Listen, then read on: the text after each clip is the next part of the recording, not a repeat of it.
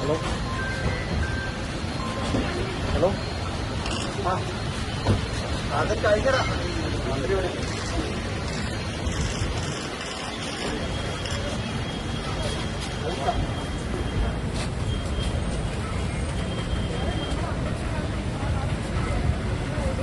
സന്ദീപ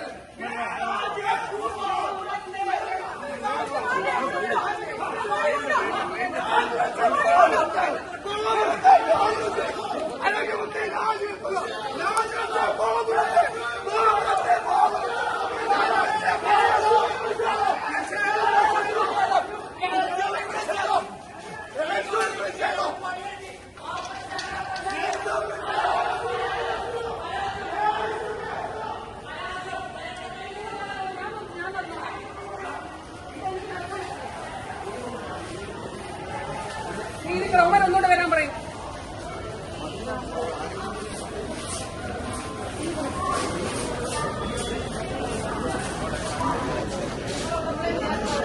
അതുകൊണ്ട് പോലീസിനോട് പറഞ്ഞിരുന്നു അവന്മാർ വരാൻ പറഞ്ഞു.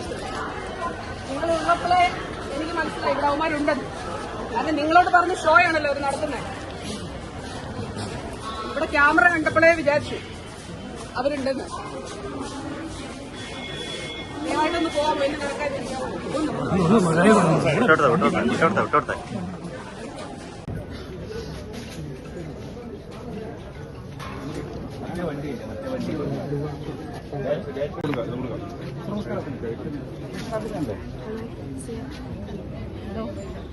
ഞാൻ റെയിൽവേ സ്റ്റേഷനിലോട്ട് കയറുമ്പോൾ ആദ്യം കുറച്ചുപേര് നടന്നു വന്നിട്ട് അവിടെ ഒന്നും തൊള്ളും ഉണ്ടായി. എനിക്കിപ്പോ പക്ഷെ ഞാൻ നടന്നു വന്നപ്പോ എനിക്ക് കഴുത്താനക്കാനും അത് രണ്ട് വിഭാഗക്കാർ വന്നത്. അപ്പൊ അത് കഴിഞ്ഞിട്ട് ഞാൻ ഇപ്പുറത്ത് നടന്നു വരുമ്പോഴാണ് എനിക്ക് കഴുത്തിന്റെ ഇവിടെ നല്ല പെയിൻ ഉണ്ട്. അഡ്മിഷൻ ഹോസ്പിറ്റലിലേക്ക് പോട്ടെ. പരിക്കുണ്ട്. ശരി ശരി. ഞാൻ മിനിസ്റ്ററുടെ കഴുത്തിന് പരിക്കുണ്ട്. മിനിസ്റ്റർ ഇപ്പം ഈ ട്രെയിനിൽ സഞ്ചരിക്കേണ്ട എന്റെ കൂടെ മിനിസ്റ്റർക്ക് പരിക്കേറ്റിരിക്കുകയാണ്. അപ്പൊ മിനിസ്റ്റർ ഇപ്പം അഡ്മിറ്റ് ചെയ്യാൻ പോകും. പ്രതിഷേധത്തിന്റെ ഭാഗമായി വന്ന പ്രതിഷേധം എന്ന് പറഞ്ഞാൽ പ്രതിഷേധിക്കുക. ഞങ്ങളൊക്കെ പ്രതിഷേധിച്ചു. പക്ഷെ കയ്യേറ്റം ചെയ്യാന്ന് ശരിയല്ലല്ലോ ജനാധിപത്യം. സമരക്കാരൻ ആക്രമിച്ചു. പിന്നാരെ ആക്രമിക്കാൻ? ഇപ്പൊ സമരക്കാര് കയ്യേറ്റം ചെയ്തു. കഴുത്തിന് പരിക്കും. ഞാൻ അദ്ദേഹത്തെ കാത്തിവിടെ നിൽക്കുകയാണ്. അപ്പോഴാണ് പറഞ്ഞത് കഴുത്തിന് പരിക്ക് പറ്റി. ഇപ്പൊ ഹോസ്പിറ്റലിലേക്ക് അഡ്മിറ്റ് ചെയ്തു. അതിപ്പോ ഏതാണ്ട് അങ്ങനെ തന്നെ കാണുന്നത്. മന്ത്രിമാർക്കെതിരെ കരിങ്കൊടിയും സമരവും നടത്തിയ ആൾക്കാരാണ് നമ്മളൊക്കെ അതിന്റെ പ്രൊഡക്ട്സായി വന്ന ആൾക്കാരാണ്.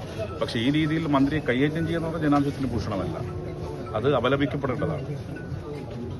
ഇവരെ ഇപ്പൊ അഡ്മിറ്റ് ചെയ്യണം. നീ ബാക്കിൽ സംസാരിക്കാൻ പറ്റുന്ന വ്യക്തിയാണോ? എനിക്ക് മാഡം എന്താ സംഭവിച്ചത്?